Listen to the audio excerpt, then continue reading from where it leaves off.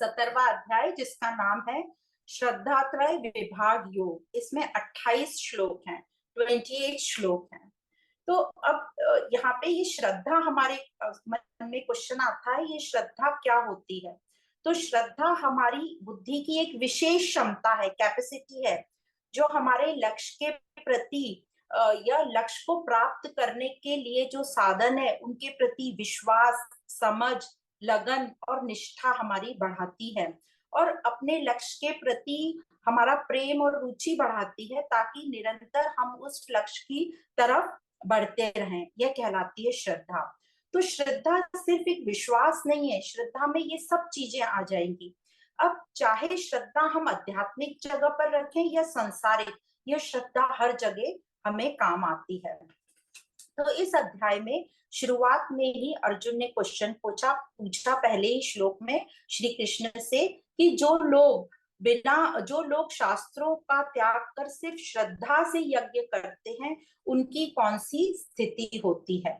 तो यहाँ पर फिर भगवान अब श्रद्धा के बारे में बात करेंगे। तो जो हमने 14वें अध्याय में गुणों के बारे में पढ़ा था, गुणों के लक्षण पढ़े थे, इस अध्याय का जो उद्देश्य है वो ये है कि ये जो तीनों गुण है, सत्वगुण, रजोगुण और तमोगुण, इन गुणों का हमारी लाइफस्टाइल पर, हमारी पर्सनैलिटी पे, हमारे व्यवहार में क्या असर पड़ता है वो बताएंगे। तो यहाँ भगवान बोल रहे हैं ये जो श्रद्धा है ये हमारे स्वभाव से, हमारी वासनाओं से उत्पन्न होती है, और ये भी 3 गुणों में बांटी हुई है। जैसे 3 गुणों के अनुसार इसको सात्विक, तामसिक और राजसिक श्रद्धा कहा है। तो ये क्या है सात्विक श्रद्धा? तो जो सात्विक श्रद्धा स्वभाव वाले होते हैं वो उच्च आदर्शों की पूजा करते हैं, वे सबका कल्याण चाहते हैं, और वे उनके जो भाव होते हैं बहुत पवित्र होते हैं और सबकी उन्नति में लगे रहते हैं। ये लोग ज्ञान, श्रद्धा और ज्ञान के साथ, दृढ़ निश्चय के साथ निरंतर अपने ऊपर काम करते रहते हैं और आगे बढ़ते हैं, और हमेशा उत्साहित और प्रफुल्लित रहते हैं। इनका जो लक्ष्य रहता है ये तत्व को जानने का ही इनका लक्ष्य रहता है। क्योंकि यहाँ हम आध्यात्मिक अध्ययन कर रहे हैं, इसलिए यहाँ बोल रहे हैं कि ये अपने तत्व को जानने में लगे रहते हैं। यदि यही संसारिक, तो जहां जिसकी जैसी श्रद्धा होगी वो अपने लक्ष्य को पाने में लगा रहेगा। फिर है राजसिक श्रद्धा क्या होती है? तो जो राजसिक श्रद्धा वाले ये अत्यंत ही महत्वाकांक्षी होते हैं, बहुत ही क्रियाशील स्वभाव के होते हैं, उनमें करने की बहुत ही ज्यादा इच्छा रहती है, और वो अपनी इच्छा पूर्ति के लिए देवी देवताओं को पूजते हैं। तो यहाँ देवी देवताओं को मतलब अपने इष्ट देव को भी पूजते हैं, और ये पावरफुल लोगों को, जो समाज में पावरफुल लोग हैं, उनके साथ संबंध बनाए रखते हैं, ताकि उनसे उन्हें लाभ भी मिले और उनका भी स्टेटस ऊपर हो। अब इन लोगों का जो लक्ष्य है वो तत्व प्राप्ति का नहीं है, पर लोगों से रिटर्न चाहने का, या खुद की प्रतिभा या खुद का वैभव, महत्वता समाज में बढ़े। तो ये हुई राजसिक श्रद्धा। अब आती है तामसिक श्रद्धा। तो ये जो तामसिक श्रद्धा वाले हैं उनको कहा गया है कि ये भूत प्रेतों को पूजते हैं। तो भूत प्रेतों का मतलब है भूत, भूत मतलब भूतकाल, पास्ट टेंस। तो ये पास्ट की बातों में बहुत लगे रहते हैं, और ये लोग अशुद्ध मन के कारण अपनी नीच इच्छाओं को पूरा करते हैं। जैसे किसी से प्रतिशोध लेना, मतलब पास्ट में पड़े हैं तो मुझे बदला लेना है। बहुत ही दुर्व्यवहार करते हैं, दुराचारी रहते हैं, जैसे मर्डर, रेप, ये सब एक तामसिक श्रद्धा में आता है। तो कहते हैं जो ब्लैक मैजिक है, प्लांचेट है, ये सब तामसिक श्रद्धा में आता है। और आगे भगवान कहते हैं इसी प्रकार जैसे ये श्रद्धा 3 गुणों में है, इसी प्रकार आहार, यज्ञ, तप और दान, ये तीनों, ये भी सभी 3 प्रकार के होते हैं। अब हमारे में क्वेश्चन आता है कि ये जो आहार है ये कैसे रिलेटेड है श्रद्धा से। तो बताते हैं कि ये जो यज्ञ, तप और दान है और आहार है, इन सब का संबंध श्रद्धा से है। क्योंकि अब हम आगे देखेंगे कि जैसी हम आहार लेते हैं वैसे ही हमारे विचार होते हैं, और वैसा ही हम यज्ञ, तप और दान करेंगे, और वैसी फिर हमारी श्रद्धा होगी, और ये श्रद्धा ही हमें आगे तक ले जाती है।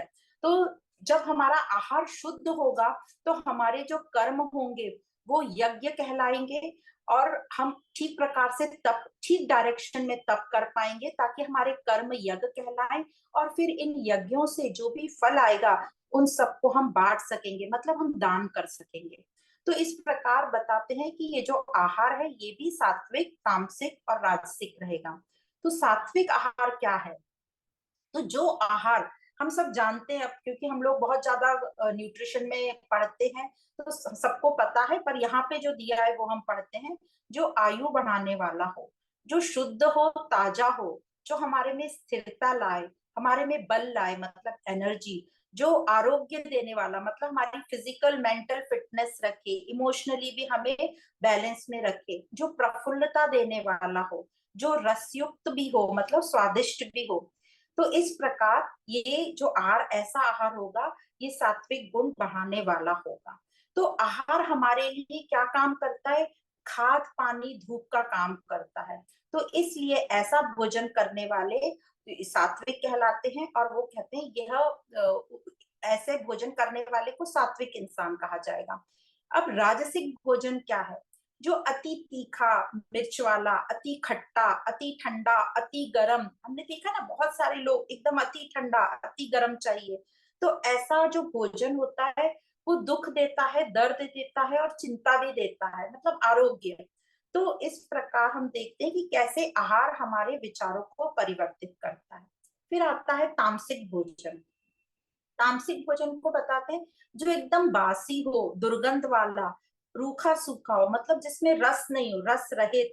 तो ये वाला जो भोजन है ये आलस देता है। तो इस प्रकार से हमें समझता है कि कैसे आहार हमारे विचारों को परिवर्तित कर सकता है। फिर आता है सात्विक यज्ञ। तो सात्विक यज्ञ क्या होता है? जो सात्विक स्वभाव वाले होते हैं वो कर्म फल आसक्ति से रहित होते हैं। तो जो कर्म फल आसक्ति से रहित होगा तो वो जो कर्म करेगा 100% उसमें देगा, क्योंकि उसका जो मन है वो फ्यूचर में नहीं जा रहा है फल में, वो निस्वार्थ भाव से कर्म करते हैं। इसलिए उनके कर्म यज्ञ कहलाते हैं। वे प्रसन्न प्रफुल्लित होकर कर्म करते हैं। वे, और फिर क्यों प्रसन्न प्रफुल्लित होते हैं? क्योंकि वो इस समाज के हित के लिए कर रहे हैं, इसलिए उनमें प्रसन्नता और उत्साह रहता है। तो ये हुआ सात्विक यज्ञ। फिर होता है राजसिक यज्ञ।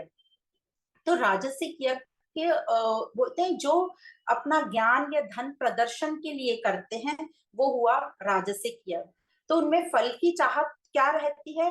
कि हमें प्रसिद्धि प्रसिद्धि मिले। तो प्रसिद्धि तो मिल जाती है, पर उनमें वो आनंद और पूर्णता का, वो सेटिस्फेक्शन का फीलिंग नहीं आता, वो शांति की फीलिंग नहीं आती। फिर है तामसिक यज्ञ।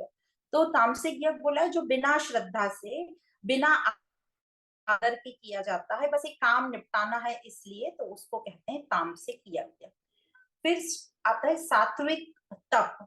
तो इसमें तप, इसमें शरीर का तप सबसे पहले बताया है, सात्विक तप शरीर का। तो कई लोगों को लगता है शरीर को कष्ट देना, करते हैं ना, कई बहुत काम करते हैं शरीर से, नंगे पैर चलते हैं, तो ये शरीर को कष्ट देना तप नहीं है। और कई लोगों की यह मान्यता है कि बहुत शरीर को टॉर्चर करो, उसको वो तप कहते हैं। बल्कि यहाँ बताया गया है तप में त्याग की मुख्यता है। जैसे क्या त्याग करना है? जैसे यज्ञ करते टाइम हम बड़प्पन का त्याग करते हैं, अहंकार का त्याग करते हैं, शरीर को शुद्ध रखने में, फिट रखने में हम आलस का त्याग करते हैं, और डाइटिंग करने में विषयों का त्याग करते हैं, रस का, टेस्ट का त्याग करते हैं, सुख का त्याग करते हैं। तो इस प्रकार बताया त्याग से शरीर का तप होता है। तो ये जो 17 नंबर के अध्याय में 14 नंबर के श्लोक में बताया जाता है कि देव द्विज गुरु प्राज्ञ पूजनम, शौचनम आर्जवम, ब्रह्मचर्य अहिंसा च शरीरम तप्य उच्यते। मतलब पहला शब्द आया देव द्विज। देव मतलब देवों के प्रति आदर या सेवा भाव होना। तो अपने अंदर भी देव बैठा है, तो अपना भी आदर करो, अपनी भी सेवा करो, और बाहर भी देव मतलब देने वाले जो है, प्रकृति देने वाली है, उसमें भी सेवा भाव आदर रखो। द्विज मतलब दो, दो जन्म वाला। तो दो जन्म वाला किसको बोलते हैं? एक तो हमारा फिजिकल जन्म हुआ है, और एक हमारा आध्यात्मिक जन्म, जब हमारा मन बुद्धि एकदम परिवर्तित हो जाते हैं, हमारे अंदर अध्यात्म का उजागर होता है, उसको बोलते हैं द्विजन्म, दूसरा जन्म हुआ। तो अपने अध्यात्म को पूजो। फिर गुरु, गुरु मतलब जो हमारा अज्ञान दूर करता है, तो गुरु, गुरु के प्रति रिस्पेक्ट रखो, आदर रखो। प्राज्ञ मतलब विवेकी बनो, अपनी बुद्धि को कुशाग्र बनाओ। तो इन सब की पूजना मतलब इनकी पूजा करो, ये पूजन पूजन करने योग्य है, न कि शरीर को घिसना। फिर आता है शौचम मतलब शुद्धि, आर्जवम मतलब सरलता ईमानदारी से, ब्रह्मचर्य मतलब सेल्फ कंट्रोल, संयम मनन चिंतन करो, हर जगह हर विषय में संयम रखो। अहिंसा मतलब किसी भी प्राणी को कभी भी किसी को भी दुख पीड़ा मत पहुंचाओ। तो इस प्रकार शरीर का तप बताया है, सात्विक तप। फिर वाणी का सात्विक तप क्या है? तो मीठे शब्द बोलो, हितकारी बोलो, जो सत्य हो, प्रिय हो और हित में हो। सत्य हो मतलब पॉल्यूशन, अपने शब्दों को पल्यूट मत करो। और जो प्रिय भी हो मतलब उसमें हमारा स्वार्थ नहीं होना चाहिए, अहंकार नहीं होना चाहिए, जो किसी के हित में हो, बेनिफिशियल हो। तो हमें एक तो ये बोलना है मीठे शब्द, इसका मतलब हम क्या त्याग कर रहे हैं, अपने कटु वचन का त्याग कर रहे हैं। कहाँ नहीं बोलना है ये हमें अच्छे से आना चाहिए। तो किसका त्याग कर रहे हैं? हमको ज्यादा बोलने की आदत है, तो कहाँ नहीं, हमें चुप बैठना है, उसका हम ज्यादा शब्दों का हम त्याग कर रहे हैं। किसी को भी डिस्करेजिंग वर्ड नहीं बोलना है। तो इस प्रकार हमें अपने पे कंट्रोल करना है, इन सब चीजों का त्याग करना है। तो त्याग फिर आ गया। तो हम 12वें अध्याय से सुन रहे हैं कि त्याग की क्या महिमा है। तो इस प्रकार यह वाणी का तप हुआ, सात्विक तप। फिर सात्विक तप बता रहे हैं मन का। तो मन का सात्विक तप क्या है? मन में शांति रखना, धीरज रखना, मतलब छल कपट का हमें त्याग करना, उतावलेपन का त्याग करना। तभी मन में शुद्धता आएगी। मन जब मौन रहेगा तो मन में शुद्धता आएगी। और ये सब कैसे होगा? त्याग भाव से, सेवा भाव से, क्षमा भाव से। क्षमा का फिर से आ गया, क्षमा भाव और त्याग भाव होना बहुत जरूरी है। तो इस प्रकार हमें अपनी जो विचार शक्ति को स्ट्रॉन्ग बनाना है, हमारे अपने विचारों की क्वालिटी को अच्छा शुद्ध बनाना है और हायर क्वालिटी का बनाना है। तो मन में शांति, धीरज हम तभी कर पाएंगे जब हम हमेशा ये याद रखेंगे कि यह समय भी बीत जाएगा। तो जब यदि बहुत ज्यादा हम एक्साइटेड हैं, बहुत खुशी मना रहे हैं, हमें लग रहा है हमारे जैसा कोई है ही नहीं, तब भी याद रखना है कि यह समय भी बीत जाएगा। जब हम बहुत ज्यादा दुखी हैं या अपने आप को बहुत ग्लानि हो रही है, तब भी ये रखना है कि यह समय भी बीत जाएगा। तो इस प्रकार ये बताया सात्विक तप मन का।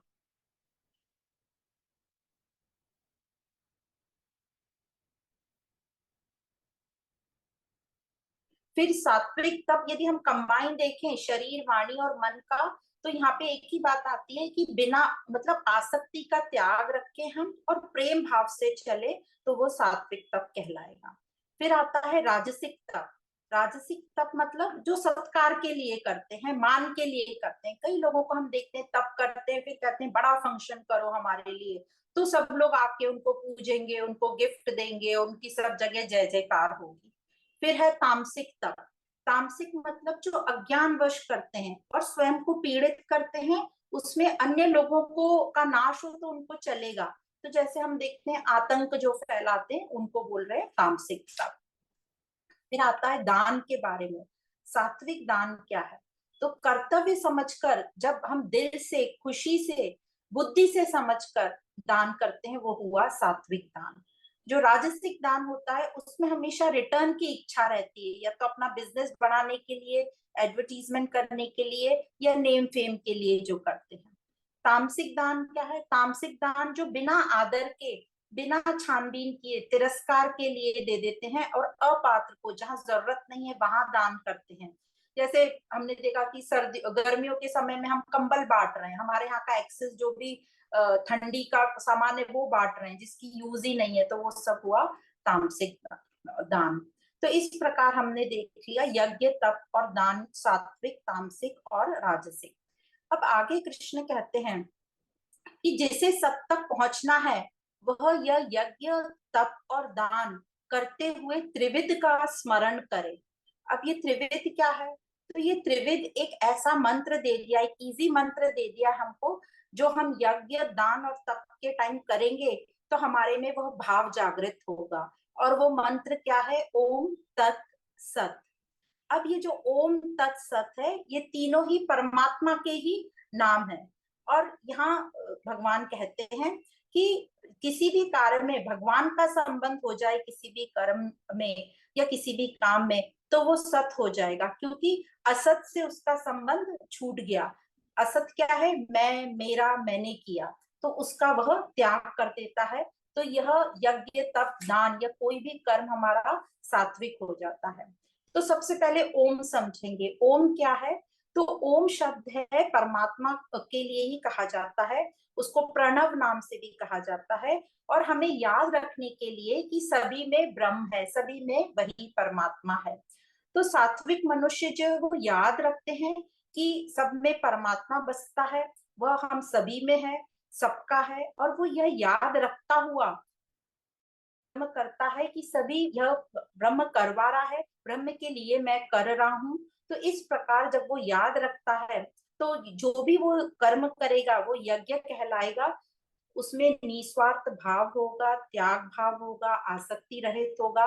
और यह वो अच्छे से जानेगा कि यह जो यज्ञ, मेरा लक्ष्य ये यज्ञ दान तप करना नहीं है, पर अपने मन को शुद्ध करना है और ऊंचा उठना है, ये अच्छे से उसे पता रहेगा।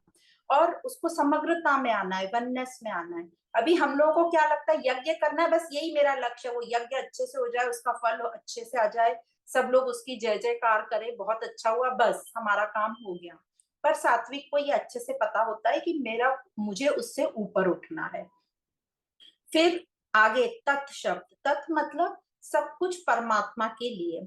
तो ऐसा कहकर कि मैं जो भी कुछ कर रहा हूँ समर्पण भाव के लिए, कि मैं परमात्मा के लिए कर रहा हूँ, तो जो यज्ञ तप और दान करेंगे उसमें मैं तृप्ति की फीलिंग आएगी, पूर्णता की फीलिंग आएगी, और एकाग्रता हमारी बनी रहेगी। फिर आगे सत। सत मतलब यह परमात्मा का ही नाम है, सत्य, जो सदा रहता है, जो श्रेष्ठ है, जो शाश्वत है, जिसमें कोई अभाव नहीं है। अर्थात कोई भी कार्य करते टाइम जब हम सत्य जोड़ देते हैं, मतलब परमात्मा का नाम जोड़ देते हैं, तो वो दिव्य हो जाता है। जैसे प्रसाद पहले बना, भगवान को चढ़ाने के पहले वो सिर्फ एक भोजन रहता है, पर भगवान के सामने जब उसे रख देते हैं तो वो प्रसाद हो जाता है। तो अब ये सात्विक यज्ञ तप दान हम कैसे कर पाएंगे? जब हमारा व्यवहार जो है सत का रहेगा, हम सत कर्म करेंगे, सत भाव रहेंगे, सत सेवा करेंगे। और ये कैसे होगा? जब हम अभ्यास में लगे रहेंगे, दृढ़ निश्चय के साथ ये अभ्यास करते रहेंगे, तो जो कर्म हम तत् के लिए करते हैं वो सत में परिवर्तित हो जाएंगे। और इसका जो रिजल्ट, परिणाम क्या होगा? हमें पूर्णता की फीलिंग आएगी। तो इसीलिए संत रहीम जी का दोहा बहुत यहाँ पे अच्छा सूट होता है कि एक साधे सब सधे, सब साधे सब जाए, रहीमन मूल को सींच जो फूले फले उगाए। तो एक हमें सिर्फ मूल को सींचना है, एक ही बात याद रखनी है कि सब कुछ परमात्मा।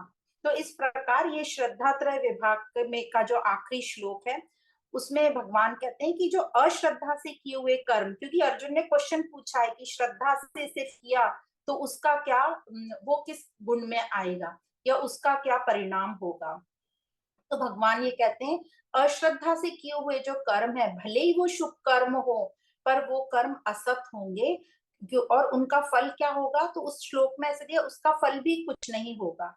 पर फिर हम पढ़ते हैं कि हर कर्म का फल तो होगा ही होगा। तो कुछ नहीं होगा का मतलब असत होगा उसका फल, मतलब उससे उसको तृप्ति नहीं आएगी, वो फल भी दंड जैसा होगा। मतलब भौतिक सुख की उसको प्राप्ति हो जाएगी, पर यहाँ हमारा लक्ष्य, ये जो उसका लक्ष्य, शांति उसको प्रदान नहीं होगी। और हमारा यहाँ लक्ष्य क्या है? आत्मिक सुख का हमारा उद्देश्य है, अपने आप को जानना उद्देश्य है। तो जो श्रद्धा से, मतलब सात्विक श्रद्धा से, निष्काम भाव से, निष्काम भाव आया मतलब सात्विक श्रद्धा हो गई। तो जो निष्काम भाव से, श्रद्धा से कर्म करेगा, तो उसकी अंतःकरण की शुद्धि होती है और उसके कर्म यज्ञ बन जाते हैं। उसको पूर्णता की फीलिंग आएगी, उत्साहित रहेगा, और इसी को कहते हैं परमात्मा की प्राप्ति। तो श्रद्धा इसकी सात्विक कहलाएगी। तो इस प्रकार यहाँ पर इस अध्याय में कह रहे हैं कर्मों की श्रेष्ठता के लिए श्रद्धा होना बहुत जरूरी है, सात्विक श्रद्धा होना, क्योंकि यह अध्याय श्रद्धा त्रय विभाग योग है, इसलिए यहाँ सिर्फ श्रद्धा के बारे में बोला गया है।